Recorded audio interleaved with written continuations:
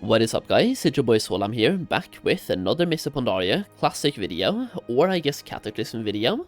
It really just depends on how you look at it. We're playing Cataclysm right now, but we are preparing ourselves for Mists of Pandaria Classic. Now, this video will be centered around investments and purchasing items before Mists of Pandaria comes out, in the hopes that those items goes up in price in Mists of Pandaria. Now, for Mists of Pandaria, things are a little bit different than they have been in the past, and we are kind of limited to which items we can buy that could go up in price. That being said, it's also different because we have a brand new system coming out in Mists of Pandaria that we don't have currently, and you can prepare yourself by buying items relevant to that system, and that system is battle pets. You can buy a bunch of battle pets on the auction house right now, and well, at the moment you can't really buy battle pets, you can buy companions, but in Mists of Pandaria those companions will become battle pets, and many of them will therefore go up in price because now they suddenly have an actual use case. At the moment they're only really companions for visual effect, and you can't really do anything with them other than the visuals of having a companion. In Mists of Pandaria, battle pet becomes available, like the battle pet system, where you can use companions to fight. It's basically a Pokemon battle system in the game, and it's a mini game within the game as well. You can capture battle pets, you can fight them, you can fight trainers in the open world. There's a bunch of things you can do with battle pets in Mists of Pandaria that you cannot currently do, and you can basically prepare yourself by buying these battle pets ahead of time. So there's a bunch of pets here you can buy, both from the open world. This one, for example, the Elementium Geode, is found from mining right now in Cataclysm, and is very likely high in supply right now. Meanwhile, in Mists of Pandaria, supply goes down, meanwhile demand very likely goes up quite a bit as well. You also have certain battle pets that are locked behind dailies, so Mechanopeep, Ammonvale Lashling, Dunmorrow Cub, Elwyn Lamb, Teldrassil Sproutling, all of these battle pets right here, they are locked behind a daily quest, and not just one daily quest. You have to do daily quests at the Argent Tournament grounds, all the way up in the Northrend, so you have to go to Icecrown and do a couple of introductory quests all the way up here at the Argent Tournament.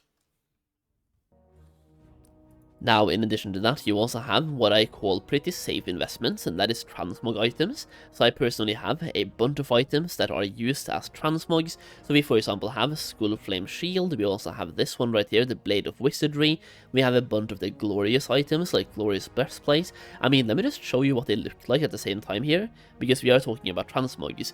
So over my head right now, you can see the Skullflame Shield, arguably one of the coolest looking shields in the game. And this one I bought way back for about 2,000 gold. They are now selling for about 20,000 gold. So transmog usually just goes up in price every single expansion.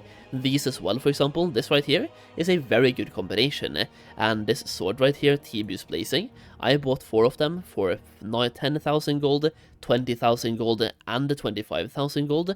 They are now selling for 150,000 gold.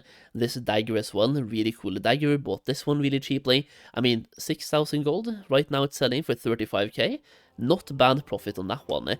Then we also have this breastplate, which you kind of have to look at the shoulders, and without the tabard, I guess, to get a full view of this, but it's used in many transmogs out there. So transmogs are a surefire thing to buy when it comes to just putting your gold into items that will likely go up in price with inflation. So when it comes to transmogs, for example, it's all about combating inflation. So if you have 100,000 gold right now, and you log out, and you come back in 2 years, you still have 100,000 gold. But if you put those gold into transmog items, and inflation doubled, you could come back and have transmogs worth 200,000 gold, instead of being stuck with 100,000 gold. So it's all about combating inflation here. Now, following the line of inflation, or combating inflation, you can also purchase mounts. So for me, I have bought a bunch of the Swift Lovebird mounts. What did I even say? Swift Lovebird mounts. And at the moment, we have 10 of them. So you can see we have 8 in the bank, and we have 1 on my warrior and 1 on my warlock. So I bought 10 of those for 13.5k each. And once again, I'm just hoping this mount goes up in price with inflation over time. I also bought myself 3 Vial of the Sands. I'm keeping 2 of them, but I also learned 1 for myself. But I have 2 more of them right here in the guild bank, and I bought them for 35,000 gold gold each. I also bought the Reigns of the Crimson Death Charger for 80,000 gold each, which might be a little bit of an overpurchase, but either way, it's a good amount to have, and if nothing else, I'm just going to use it for myself. I also bought some Mechanier's Chopper, because once again, mounts tends to go up in price every single expansion. Now, if we go back to transmogs for a second here, when it comes to transmogs and purchasing transmog items, if you are looking to actually sell off these transmogs after some time, I would say one thing: diversify your investments.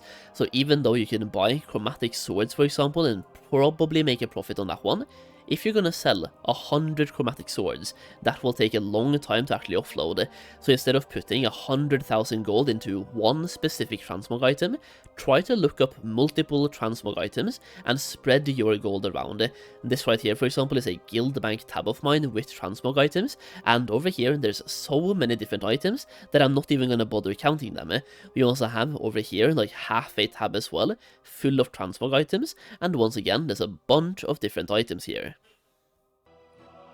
Now, I know you guys want some concrete examples of what I've been buying as well, so here is, for example, the bags of one of my characters that I just spent a bunch of gold on yesterday, filling up these bags, just to like have something to keep.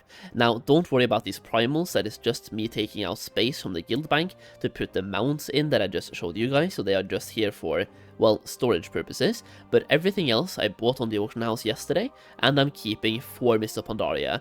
So first up, I bought a bunch of personal world destroyers, simply because number one, they were cheap, and number two, it's a very good battle pet to have in Mists of Pandaria as well.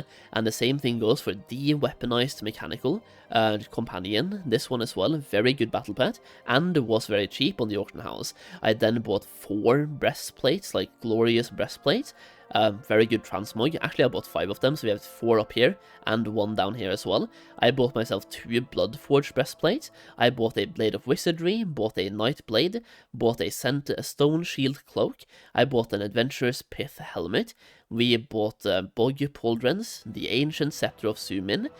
We also bought the Ethereum Nexus Reaver, Tarkirthan Songblade. We also have Chestguard of Exile and Staff of Natural Fury.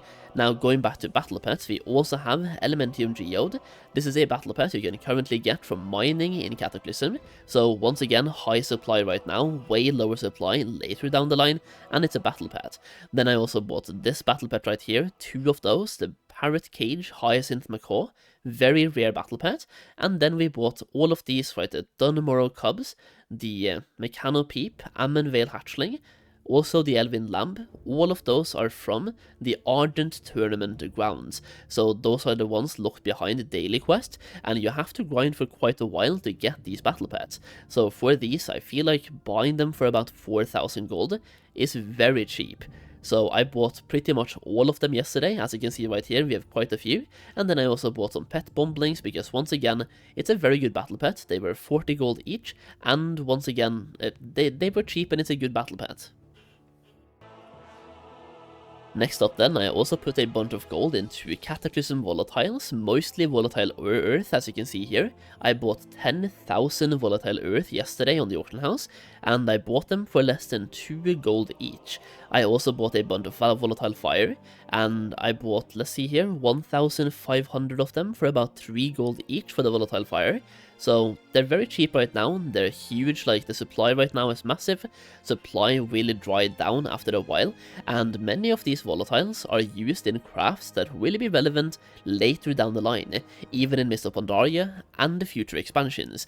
They're used in, for example, daily cooldown crafts for alchemy, where you can use that to make mounts like the Vial of the Sands. So many of these materials will be relevant either way later down the line, and I personally think they will be worth more than 2 gold, just because, once again, they are relevant in future expansions, and they will be in much lower supply than they currently are.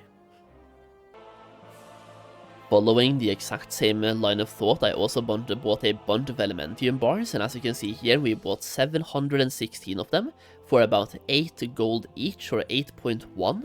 So this one right here as well, same thing applies, huge supply right now, and the demand will still be there in future expansions as well. Then we also have Purium bars, and for Purium bars, right now, people are making them with Cataclysm, with Cataclysm, what? With Alchemy, and using their daily cooldown on premium bars. Now, in Mists of Pandaria, if you use your cooldown craft in Mists of Pandaria to make living steel, that also triggers the premium bar cooldown, which means you have to choose between your Mist of Pandaria transmute or your Cataclysm transmute, and most people will choose their Mist of Pandaria transmute, in which case they cannot make this. Now, you can still be a mining character and farm out premium ore, turn that into premium bars, but to me, the way I'm looking at this, the prices are very likely going to go down for premium bars, but I mean they're probably going to go up. Supply is going to go down. Supply is going to go down because we're going to have way less alchemists actually pumping these out through transmutes. And the last character that I want to show you guys that has some of my investments for Mists of Pandaria, it's kind of a secret character, but I don't really have that much value on him, but I've been buying every single quest starter item for Darkmoon Faire. Now, going over to Mists of Pandaria, you will get some battle pets available in Darkmoon Faire. If you take a look at these battle pets right here, all of them are available from the Darkmoon Faire, and right now they are bound when picked up, and it's only a companion. That being said, in Mists of Pandaria, these becomes battle pets, and you can put them into a cage and sell them on the auction house. That directly allows you to turn these items right here into battle pets and make a bunch of gold. So I've been buying every single one for a cheap price, like for example this, the Imbued Crystal. I bought 50 of them for 20 gold each. That is like 1,000 gold spent, and I'm gonna get so much gold back. The same thing goes for this one. I bought 30 of them for 58 gold each. I also bought, if you go down to, for example, Monstrous Egg, 50 gold each, Banner of the Fallen, a couple hundred gold each for this one, and the Ornate Weapon, 80 gold each. So hopefully this video so far has given you some ideas about where to put your gold if you've been hoarding gold in Cataclysm and you simply want some items that could go up in price in Mists of Pandaria Classic as well. Now, as we're getting towards the end of the video, I just want to say that I have made a gold making guide for Mists of Pandaria. If you want to level up your gold making to the next level, check it out, the link is down below. And if you buy the guide right now, you also get the Cataclysm guide in that same purchase, effectively giving you 2 guides for the price of 1. You will also get early access to gold making videos in Mists of Pandaria, and even right now we have a couple of exclusive videos made for this guide that you will get access to instantly. This contains gold making methods and the gold farms that I'm not going to cover publicly, and you will only have access to them by having this guide. So hopefully by having this guide you're able to make the most amount of gold that you can in Mists of Pandaria Classic. You can once again check it out through the link down below, and one more thing is that I currently have 8 million gold in Cataclysm in my TSM ledger, and if you have this gold making guide you can see everything that I have in the top of my ledger, basically my top 15 or top 20 items, basically everything that I have of value. That way if you are investing you can copy that ledger if you want to. Either way, if you enjoyed the video, leave a like down below, and if you have any other investment items opportunities, let me know in the comments which items you would purchase and like which items you would buy as investments for Mists of Pandaria. Either way, thank you for watching, I really do appreciate it, and I'll see you again in the next video very soon.